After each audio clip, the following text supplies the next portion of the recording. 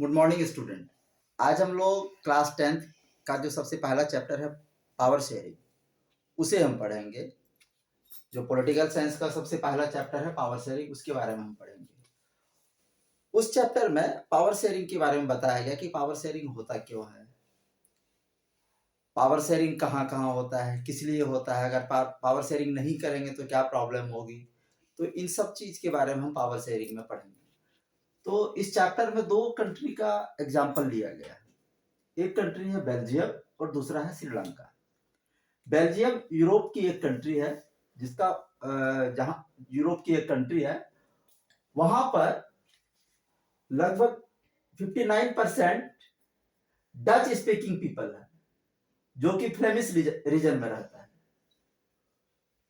दूसरा 40% जो French speaking people है, जो फ्रेंच बोलते हैं, वो वेलोनिया रीजन में रहते हैं। और रिमेनिंग 1% जर्मन स्पीकिंग पीपल है, जर्मन बोलने वाले लोग हैं। लेकिन जो कैपिटल सिटी है उसका ब्रसेल्स, जो उसका कैपिटल सिटी है ब्रसेल्स, उसमें 80% फ्रेंच बोलने वाले लोग हैं और 20% डच बोलने वाले लोग हैं। उल्टा है, पूरी कंट्री में मेजॉरिटी है डच का, जबकि कैपिटल में मेजॉरिटी है फ्रेंच लोगों का। और एक और डिफरेंस है, जो फ्रेंच लोग हैं वो रिच और पावरफुल है। तो वहां पर इन तीनों जो लैंग्वेज बोलने वाले लोग हैं, इसमें काफी टेंशन था, जिस टेंशन के कारण कंट्री में कई तरह की प्रॉब्लम क्रिएट हो सकता था। लेकिन वहां के लीडर्स ने बड़ा समझदारी से फैसला लिया और अपने कॉन्स्टिट्यूशन में अमेंडमेंट किया। और उस अमेंडमेंट में उन लोगों ने जो एक सॉल्यूशन निकाला, जिसके बाद बेल्जियम में हमेशा के लिए शांति आ गई, वहां पर हमेशा के लिए वहां पर पीसफुल एटमॉस्फेयर क्रिएट हो गया। तो वहां पर उन लोगों ने क्या सॉल्यूशन निकाला, उस सॉल्यूशन को हम पढ़ते हैं कि उन लोगों ने 1970 से 1993 के बीच में कॉन्स्टिट्यूशन में 4 टाइम्स अमेंडमेंट किया। और उस अमेंडमेंट करके उसमें जो सॉल्यूशन लाया, सबसे पहला सॉल्यूशन उन लोगों ने क्या निकाला कि number of French and Dutch speaking minister shall be equal in capital government. जो कैपिटल में जो गवर्नमेंट होगी उसमें फ्रेंच बोलने वाले और डच बोलने वाले लोग इक्वल नंबर में होंगे। और no single community can make law unilaterally, मतलब कोई भी सिंगल कम्युनिटी, एक कम्युनिटी अपनी मर्जी से कानून नहीं बना पाएगा। दूसरा सॉल्यूशन उन लोगों ने क्या निकाला, many power of central government given to the state government, मतलब स्टेट गवर्नमेंट को सेंट्रल गवर्नमेंट से ज्यादा पावर दिया गया। बहुत सारे पावर्स ऐसे थे जो सेंट्रल गवर्नमेंट से लेकर के स्टेट गवर्नमेंट को दे दिया गया। तीसरा सॉल्यूशन उन लोगों ने क्या निकाला, ब्रसेल्स में एक सेपरेट गवर्नमेंट बनाया, जिसमें दोनों कम्युनिटी का इक्वल रिप्रेजेंटेशन था। Brussels has a separate government with equal representation, जहां पर सबका जो है इक्वल रिप्रेजेंटेशन था। और एक तीसरी गवर्नमेंट वहां पर बनी। The third type of government was community government, which was elected by people belonging to one language group। वो कम्युनिटी गवर्नमेंट था जो डिफरेंट लैंग्वेज वालों के लिए था।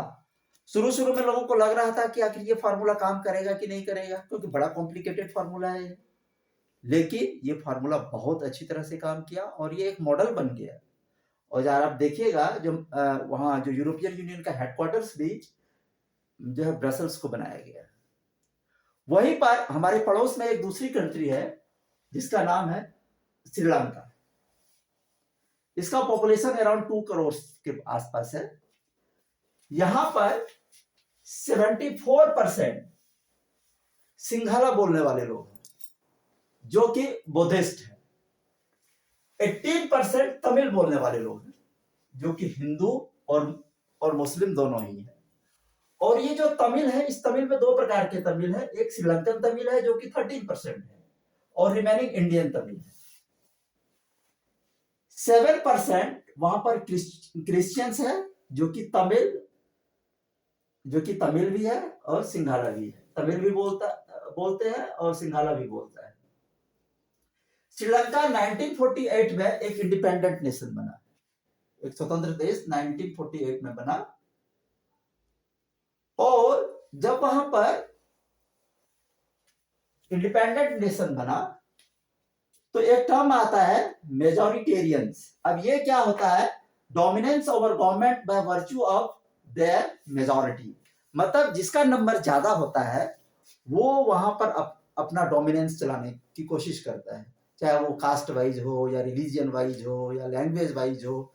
श्रीलंका में ऐसा हुआ क्योंकि सिंघाला वहां 74% है, बुद्धिस्ट ज्यादा है, तो वो अपना डोमिनेंस वहां उन लोगों ने बनाने की कोशिश की। अब किस तरह से किया? 1956 में उन लोगों ने एक लॉ पास किया जिसमें सिंघाला को ऑफिशियल लैंग्वेज बना दिया। दूसरा क्या किया कि the state shall protect and foster Buddhism. मतलब स्टेट मतलब गवर्नमेंट जो है वो बुद्धिज्म को प्रोटेक्ट भी करेगा और उसे फॉस्टर भी करेगा। अब ये सब जो हो रहा था, इससे जो तमिल लोग हैं उसमें अलगाव की फीलिंग आने लगी। उनको लगने लगा कि हमारे राइट्स को यहाँ पर छीना जा रहा है, डिप्राइव किया जा रहा है। तो ऐसे कंडीशन में जो तमिल लोग, उन लोगों ने क्या किया? Sri Lankan Tamil launch parties and struggle for recognition of Tamil as official language. उन लोगों ने अपनी पार्टी बना ली और स्ट्रगल लॉन्च किया। किस चीज के लिए? Tamil as official language. उन लोगों ने डिमांड किया कि तमिल को भी एक ऑफिशियल लैंग्वेज बनाया जाए। दूसरा डिमांड उन लोगों ने क्या किया? रीजनल ऑटोनॉमी के लिए, मतलब जिस एरिया में तमिल रहता है वहां पर रीजनल ऑटोनॉमी के लिए। तीसरा डिमांड उन लोगों का क्या था? Equality of opportunity in education and job. Job और एजुकेशन में इक्वल रिप्रेजेंटेशन तमिल लोगों को भी मिलना चाहिए। ये स्ट्रगल बढ़ता गया और सिंघाला जो वहां की जो गवर्नमेंट थी इन लोगों की बात को सुन ही नहीं रही थी वहां की गवर्नमेंट। तो बाद में सिंघाला और तमिल के बीच में डिस्ट्रस्ट और विश्वास इतना ज्यादा बढ़ गया कि वहां पर सिविल वॉर हुआ जो कई सालों तक चला, जिसमें हजारों लोग मारे गए। इसके बाद इन लोगों ने एक इंडिपेंडेंट तमिल इलम स्टेट की मांग की कि हम तमिल के लिए एक अलग इंडिपेंडेंट स्टेट होना चाहिए जहां पर तमिल लोगों का चलेगा, जो है वो सिर्फ तमिल लोगों के लिए हो। उसके बाद आप देखिएगा क्या, तो तमिल और सिंघाला के बीच में ये डिस्ट्रस्ट बहुत ज्यादा बढ़ गया। इतना ज्यादा बढ़ गया जैसा कि मैंने पहले भी बताया था कि सिविल वॉर हुआ जिसमें हजारों लोग मारे गए। तो हम देखते हैं कि बेल्जियम और श्रीलंका दोनों में क्या डिफरेंस था। वहां के लीडर्स ने बड़ा समझदारी से फैसला लिया और सबके फीलिंग्स का रिस्पेक्ट किया, चाहे वो मेजॉरिटी था या माइनॉरिटी था। किसी को इन लोगों ने दबाने की कोशिश नहीं की, बल्कि सबके फीलिंग को रेस्पेक्ट दिया। जिसके बाद आप देखिएगा बेल्जियम आज एक रोल मॉडल बन गया। वही श्रीलंका ने क्या किया? 18% पॉपुलेशन को जो तमिल था उनको दबाने की कोशिश की, जिसके कारण वहां पर बहुत बड़ी प्रॉब्लम हुई, हजारों लोग मारे गए और अशांति आ गई। तो अब इन्हीं दोनों कंट्री के एग्जाम्पल से हम यह देखते हैं कि पावर शेयरिंग बहुत जरूरी है। तो पावर शेयरिंग क्यों जरूरी है?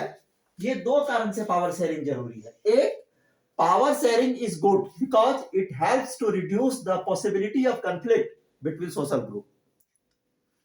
पावर शेयरिंग क्या करता है? डिफरेंट सोशल ग्रुप का जो कॉन्फ्लिक्ट होता है उसको रिड्यूस करने की कोशिश करता है। इससे कॉन्फ्लिक्ट और जो उनके बीच में कॉन्फ्लिक्ट होता है वो उनको कम करने की कोशिश करता है और इससे कम होता है। और इस रीजन को हम कहते हैं प्रूडेंशियल रीजन। जो दूसरा पावर शेयरिंग क्यों जरूरी है, क्यों डिजायरेबल है?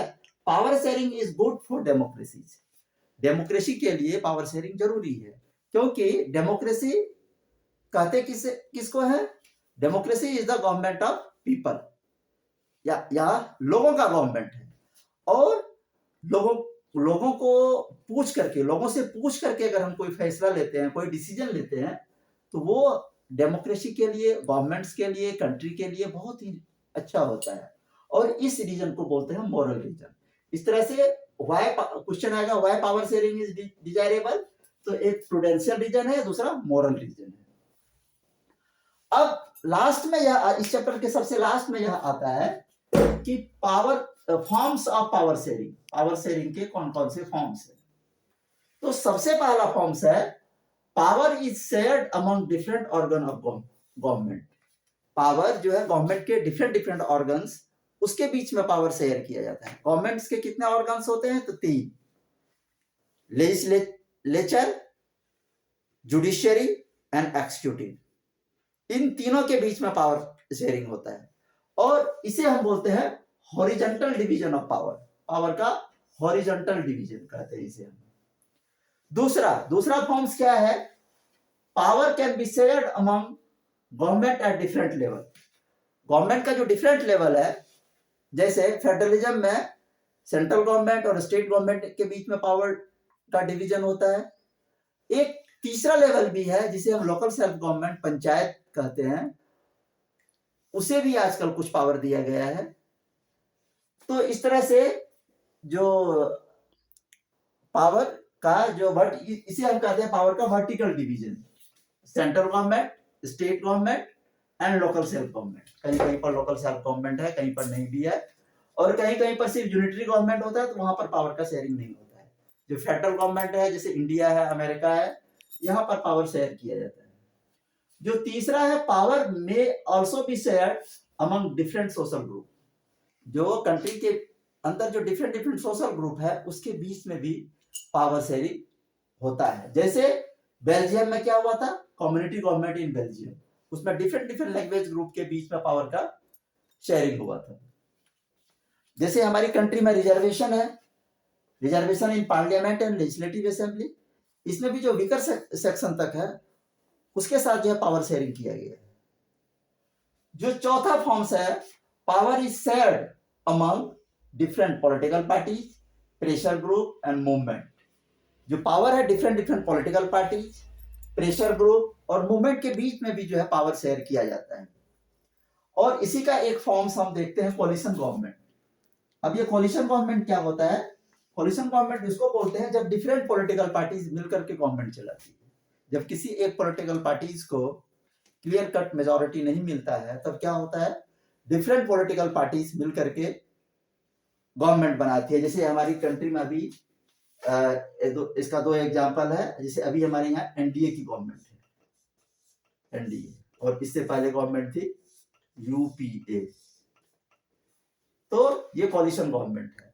तो ये है 10th क्लास का पहला चैप्टर, पावर शेयरिंग। अब नेक्स्ट वीडियो में हम आपको सेकंड चैप्टर के बारे में बताएंगे। आप इस वीडियो को अच्छी तरह से सुनिए और इसके साथ साथ एनसीईआरटी भी एक बार आप पढ़ लीजिएगा, तो आपका रिवीजन हो जाएगा। हमारे इस वीडियो को शेयर कीजिए, लाइक कीजिए, ताकि मैं, और जो बेल आइकन है उसको जरूर दबाइएगा, ताकि मैं जब भी कोई नया वीडियो बनाऊं आपके पास पहुंचे। Thank you.